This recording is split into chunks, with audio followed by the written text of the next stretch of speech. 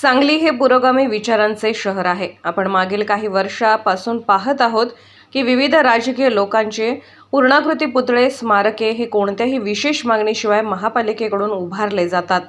त्यामुळे शहरवासियांना या गोष्टीचा आदर आहे, तसेच आम्हाला सुद्धा आपले कौतुक आहे। परंतु साथीदार युद्ध फाउंडेशनच्या वतीने मागील 3 वर्षापासून छत्रपती संभाजी महाराजांचा पूर्णाकृती पुतळा उभारण्यासाठी अथक प्रयत्न चालू आहेत।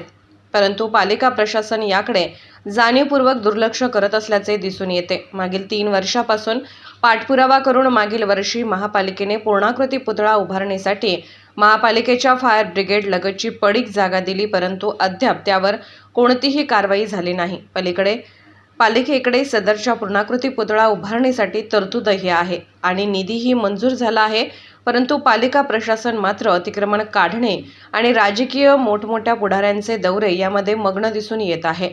तरी महापालिका प्रशासनाने याचे गांभीर्य लक्षात घेऊन येणाऱ्या 19 फेब्रुवारीच्या शिवजयंती अगोदर किमान या पूर्णाकृती पुतळ्याच्या कामकाजाची सुरुवात तरी करावी, अशी मागणी साथीदार युथ फाउंडेशनच्या वतीने करण्यात आली।